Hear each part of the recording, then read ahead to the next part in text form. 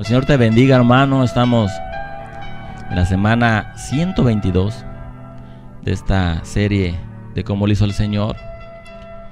Y ahora que hemos estado viendo los juicios que le hicieron a nuestro Señor Jesucristo, nosotros podemos ver lo que sufrió el Mesías, hermano. Sufrió como nadie. Lo que Él vivió, nadie lo ha vivido. Él fue traicionado dolorosamente. Fue enjuiciado de una forma grosera.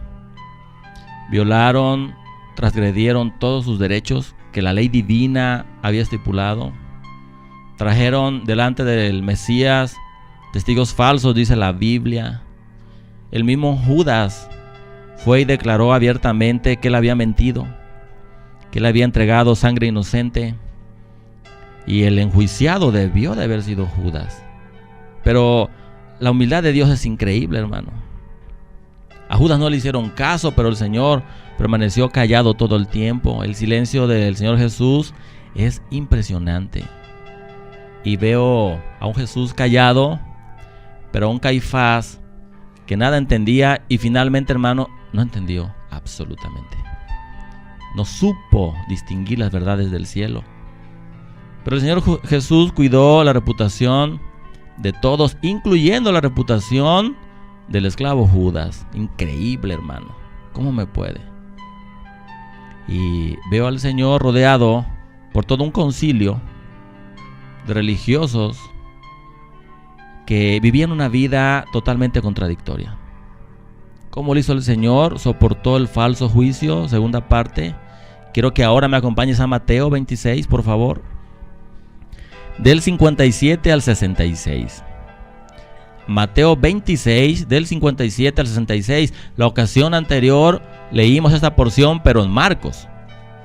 Ahora vamos a ver cómo lo narra Mateo. Estamos en el 26 y empezamos a leer a partir del versículo 57. Mira lo que dice la escritura. Los que habían arrestado a Jesús lo llevaron ante Caifás, el sumo sacerdote, donde se habían reunido los maestros de la ley y los ancianos. Pero Pedro lo siguió de lejos hasta el patio del sumo sacerdote. Entró y se sentó con los guardias para ver en qué terminaba aquello. Los jefes de los sacerdotes y el consejo en pleno buscaban alguna prueba falsa contra Jesús para poder condenarlo a muerte. Pero no la encontraron a pesar de que se presentaron muchos falsos testigos. Por fin se presentaron dos que declararon: este hombre dijo, puedo destruir el templo de Dios y reconstruirlo en 3 días. Poniéndose en pie, el sumo sacerdote le dijo a Jesús: ¿no vas a responder? ¿Qué significan estas denuncias en tu contra? Pero Jesús se quedó callado. Así que el sumo sacerdote insistió: te ordeno en el nombre del Dios viviente que nos digas si eres el Cristo, el Hijo de Dios. Tú lo has dicho, respondió Jesús. Pero yo les digo a todos, de ahora en adelante verán ustedes al Hijo del Hombre sentado a la derecha del Todopoderoso y viniendo las nubes del cielo. Ha blasfemado, exclamó el sumo sacerdote rasgándose las vestiduras. ¿Para qué necesitamos más testigos? Miren, ustedes mismos han oído la blasfemia. ¿Qué piensan de esto? ¿Merece la muerte?, le contestaron. Hasta ahí, hermano. Qué tremendas porciones de la escritura, hermano. Aquí no necesitamos discernir para darnos cuenta que todos estos perversos se unieron en contra de nuestro Señor Jesucristo, porque las enseñanzas del Mesías y su vida los exhibían. Hermano, cuando alguien exhibe de esa forma, se constituye en una persona muy incómoda. Entonces, dice esta porción de la escritura, hermano, que trajeron falsos testigos. ¿Por qué? Porque era necesario, porque las verdades del cielo son así, son absolutas con Dios, o juntas o desparramas, o estás a favor o en contra. ¿Qué les quedaba a estos religiosos más que traer falsos testigos que tomaron algo que el Señor había dicho, pero no como Jesús lo había dicho? ¿Cuál era el reclamo? Voy a destruir este templo, dijeron. Es una cosa ilógica. El Señor no dijo eso, hermano. El Señor dijo: destruyan este templo y en 3 días lo reconstruiré. Pero no dijo que iba a construir otro, hermano. Hay un evangelio que dice que esos alegaban y decían: Él dijo que lo iba a destruir y que levantaría otro. Y eso hubiera sido una blasfemia de parte de Jesús, porque el templo de Jerusalén era muy reverenciado, muchísimo, hermano. Además, Jesús se refería a su propio cuerpo, no al templo físico. Pero esta gente, como tenían oídos carnales, nada entendían. Yo quiero que veas primero la carencia de espiritualidad en estos líderes religiosos, hermano. Por lo tanto, esta injuria tampoco procedió. Y conforme avanzaba el juicio, pon atención, nota, y las injurias no prosperaban, este grupo de gente se convertían en religiosos frustrados, hermano. Cada vez más desesperados y cada vez con más odio. ¿Qué te quiero decir? Que cuando el mundo te enjuicia y no pueden encontrarte culpable, los religiosos se vuelven cada vez más peligrosos. Entonces, ¿qué hizo el sumo sacerdote? Lo acabamos de leer. Dice que se puso de pie, hermano, y fue delante de Jesús y le preguntó: mira cómo le hizo, hermano, por conjuro. Yo te conjuro en el nombre de Dios que me digas si tú eres su hijo.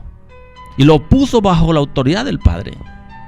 Hermano, pero no por la autoridad de Caifás, él no tenía alguna autoridad, sino por el nombre del Padre, poderoso nombre del Padre, que está íntimamente ligado al Mesías.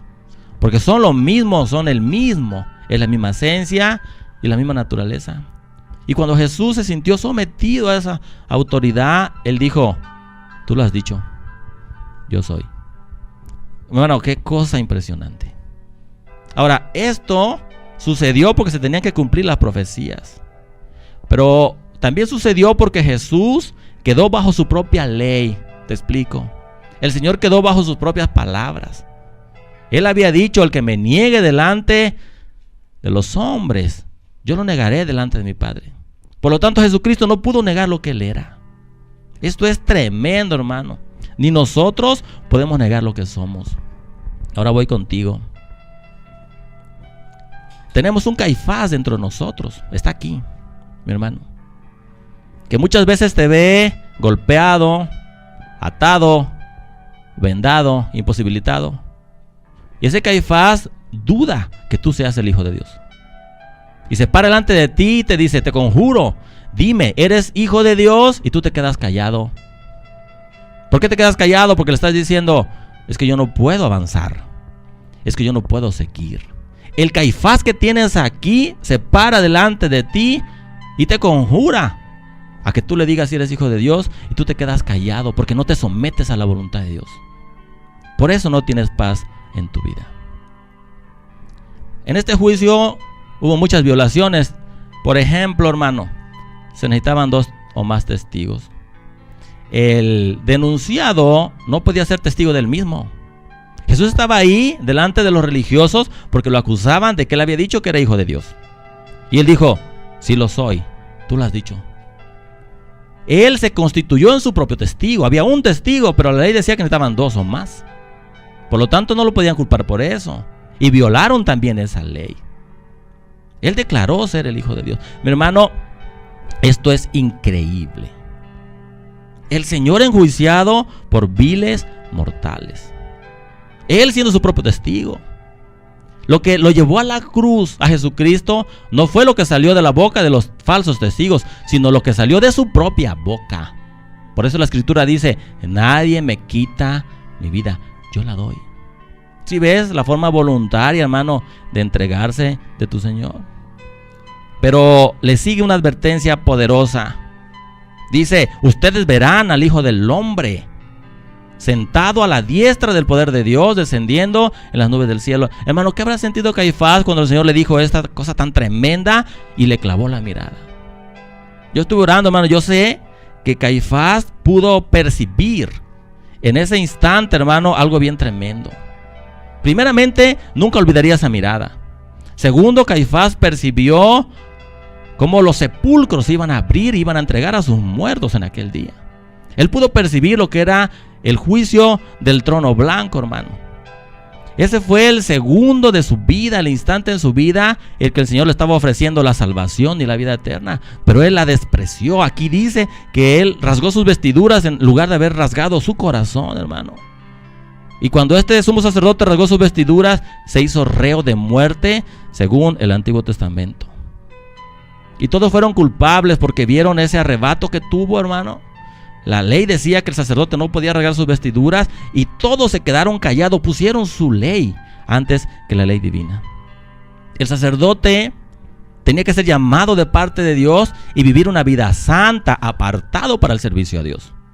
Pero este hombre tuvo un arrebato, hermano, y todos los que estaban ahí reemplazaron la ley de Dios, la quitaron, pusieron su propia ley.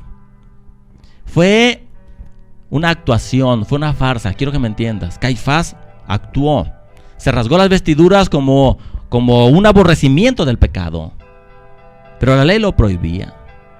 Los pecadores que te enjuician, hermano, no aborrecen el pecado, solamente actúan como si aborrecieran el pecado. ¿Tú me entiendes?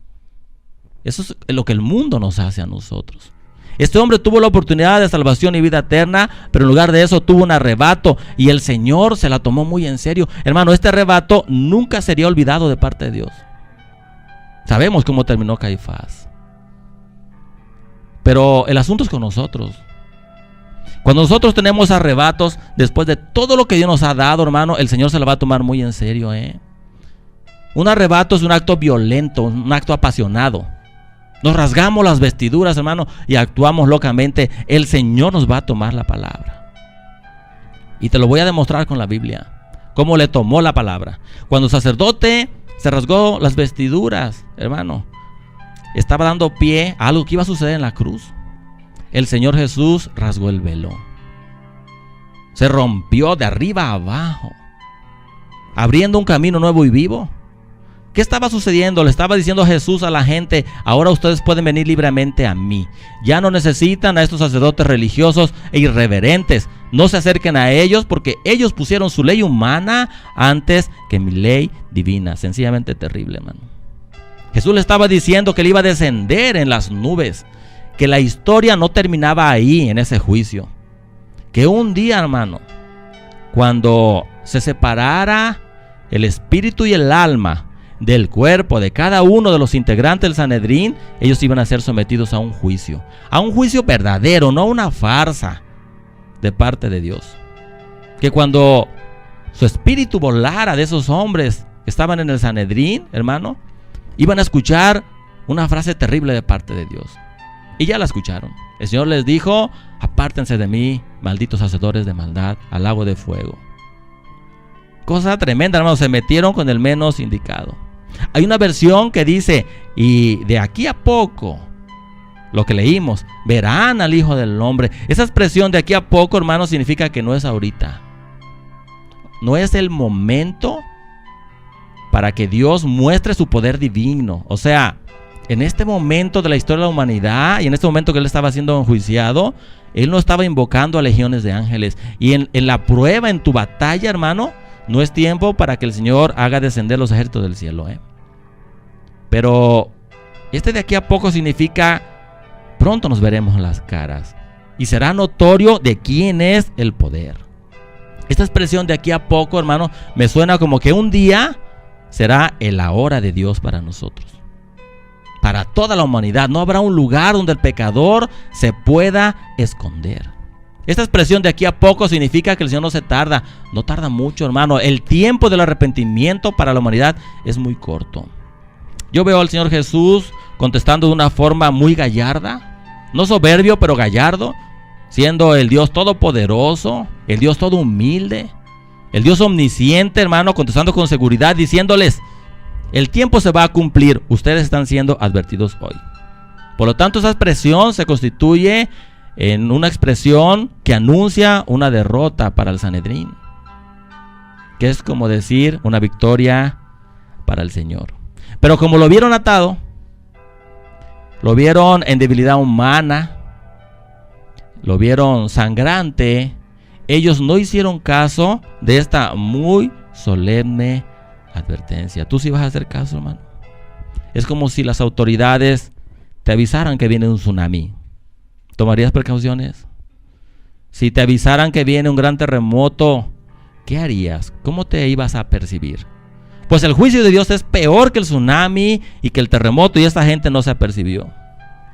Mira lo que dice en ese verso, hermano. Está haciendo alusión al poder de Dios. Ustedes van a ver al Hijo de Dios descender, pero a la diestra del poder de Dios. Le estaba diciendo Jesús, fíjate bien, que él podía invocar ese poder, y ese poder lo iba a hacer libre de las manos del Sanedrín, pero que no lo iba a hacer porque su voluntad había sido rendida en Getsemaní. Le estaba diciendo este montón de religiosos, hermano, que un día el juicio de Dios vendría sobre ellos, pero no iba a ser un complot ni una farsa, sino una forma auténtica. Tú sabes lo que es escuchar de parte de Dios que te diga que un día la justicia sobre la cual se establece el trono de Dios, esa justicia un día nos va a alcanzar. ¿Tú sabes lo doloroso que es esto, hermano? Aquí está el Señor Jesús humilde, manifestando, escúchame bien, la más nítida de las verdades en las cuales se sienta el cristianismo. Él dijo, sí, soy el Hijo de Dios. Jesucristo verdaderamente es el Hijo de Dios, y Jesucristo verdaderamente es Dios. Si tú notas, Jesús no habló mucho, ¿cierto? Unas cuantas palabras, pero con esto les echó una losa encima a los del Sanedrín. Les dijo verdades, hermano, muy dolorosas. Y lo que para ellos fue doloroso, para nosotros es maravilloso. Mira todo lo que el Señor declara en este verso. Dice, sí soy el Hijo de Dios. Como dice Marcos, el Hijo del bendito.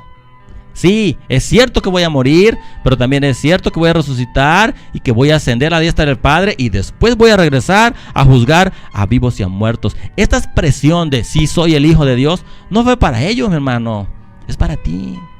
Para que tengas confianza, certeza, para que tengas paz. Rugido de león, dice la Biblia, es la ira del rey. Aquel que provoca su enojo atenta contra su propia vida. El Sanedrín atentó contra su propia alma por la dureza de su corazón. Quiero que veas a Jesús callado, humilde, diciéndoles con su silencio, yo soy el Cristo. Mira la diferencia de la voz de Dios. Quiero que aprendas a distinguirla, por favor. A veces Dios envía un ángel y le dice a Lot que Sodoma y Gomorra van a ser destruidas. Pero aquí el Señor les estaba gritando a través de su silencio que Él era el Hijo de Dios, que Él era el Cristo, el Mesías. Y aquí dice, hermano, que lo sentenciaron, dijeron que era reo de muerte. Ni por asomo investigaron si al que tenían atado era el Mesías. Tú sabes, hermano, lo duro de esto. Mira, ellos conocían las profecías. Sabían que nacería en Belén, del vientre de una virgen, del linaje de David, que vendría a hacer milagros, prodigios, señales, sanar enfermos, a liberar endemoniados, que la gloria de Dios iba a descender en él, y lo tuvieron enfrente, hermano, y nunca investigaron si realmente era el Hijo de Dios. Ahora, te pregunto, ¿cómo crees tú que será el castigo eterno para estas personas que le hicieron el juicio al Señor? ¿Cómo crees tú? ¿Qué será de esa mano que abofeteó al Señor? Hermano, si esa mano que le dio esa bofetada o esas bofetadas al Señor, aún después de golpearlo, se hubiera vuelto y hubiera acariciado el rostro tierno de Jesús, hubiera encontrado la salvación de la vida eterna. Pero esa mano hoy está apretada a causa de los horrores del infierno. Esas bocas que escupieron a Jesús hoy están secas a causa del calor del infierno. Todo su ser está ardiendo en llamas. Y no hay un Lázaro que les refresque la lengua. Jesús fue atado, golpeado, humillado y escupido para que tú no lo fueras. Yo estuve orando y es como que el Señor me pone un escenario. En lo espiritual, quiero que me entiendas. Y yo puedo ver a Jesús haciendo la voluntad del Padre, practicando la humildad. Y puedo ver a Caifás haciendo su propia voluntad, practicando la soberbia. El Señor me preguntaba y me decía, ¿cuál de los dos tiene paz? Mi hermano, la paz estaba sobre Jesús. porque él estaba sometido al Padre. Tú pierdes paz porque no te sometes al Padre, porque no haces la voluntad de aquel que te envió, porque no te pones bajo la autoridad del bendito. Porque cuando tú, Caifás, viene delante de ti y te ve tan impotente como realmente eres, se para y te dice: ¿eres hijo de Dios? Y tú te quedas callado. Y si tú niegas a Jesús, Él te va a negar delante del Padre. A lo mejor lo has negado por ignorancia, hermano, pero después del conocimiento, la Biblia dice que ahora sí nos cuenta como pecado. Yo hoy, con la autoridad de la palabra, yo te conjuro, no soy Caifás, pero te conjuro a que tú me digas si eres hijo de Dios.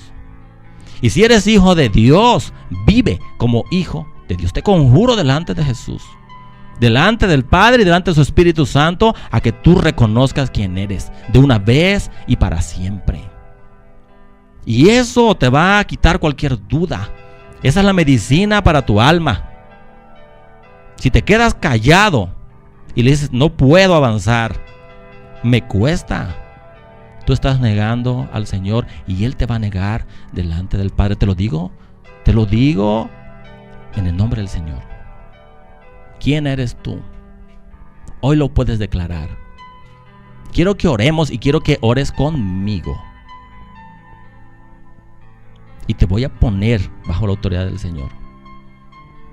Y quiero escuchar de tu boca que eres tú. Si vas y le dices: no puedo, Señor, me cuesta mucho, así te va a negar el Señor, porque estás negando su deidad y su poder. ¿Oras conmigo?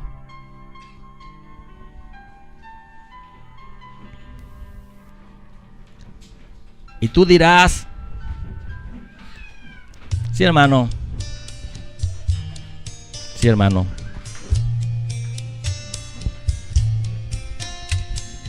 Tu mente te dirá: hoy puedo confesar que soy hijo de Dios, pero mañana quedarme callado. Pues entonces con tus propias palabras te habrás enredado. Y cuando estoy predicando esto, como pueblo no entiende lo que te estoy diciendo. Te estoy diciendo que si tú declaras que eres hijo de Dios, debes practicar la humildad y no debe haber arrebatos en ti. Los arrebatos los tiene Caifás, no Jesús. Y si piensas que es teoría y tu mente quiere jugar con las cosas de Dios, mejor cállala, átala y lleva todo pensamiento cautivo a la obediencia a Cristo. Verdaderamente Jesucristo es Dios. Él es el Hijo de Dios. Él es el bendito de Dios. Y lo que nace del bendito no puede ser maldito. Él es el único digno de llamarse bueno. Escúchame, pueblo, y lo que sale, lo que nace, lo que es engendrado de aquel que es bueno, no puede ser malo. Es una simiente. Por el amor de Dios, ¿cuándo entenderemos eso?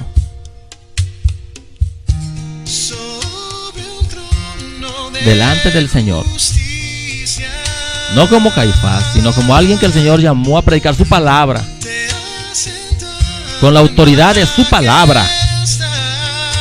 Yo hoy me paro delante de ti y te conjuro a que tú me digas si eres hijo de Dios. ¿Quién eres tú? ¿Quién eres tú? Padre, gracias por tu palabra, Señor.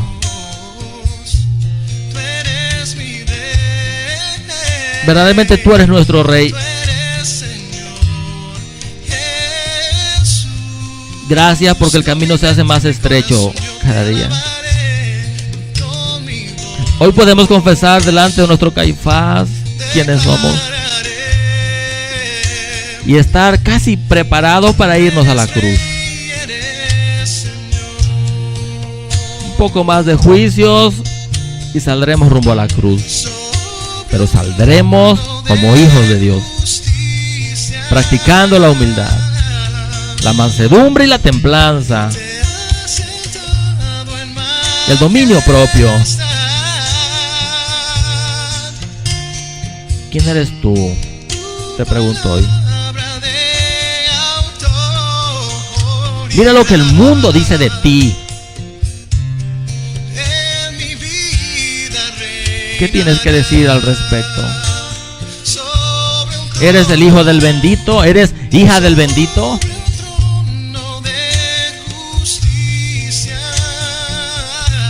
Lo que nace de la carne es carne.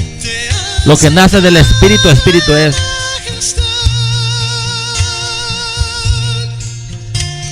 Hermano, así como con el Sanedrín, la cosa no terminó ahí, la cosa tampoco termina contigo. Falta que veamos al Señor sentado a la diestra de la potestad del Padre. Falta que lo veamos descendiendo a las nubes. Falta que un día se cumpla lo que dijo Pablo. Que un día la trompeta iba a sonar. Y que los muertos en Cristo resucitarían primero. Y luego nosotros, los que vivimos, los que ya hemos quedado, seríamos transformados.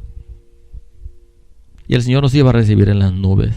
Porque verdaderamente, auténticamente, el cristianismo se sienta sobre una poderosa verdad. Jesucristo es Dios. Y verdaderamente tú eres su hijo.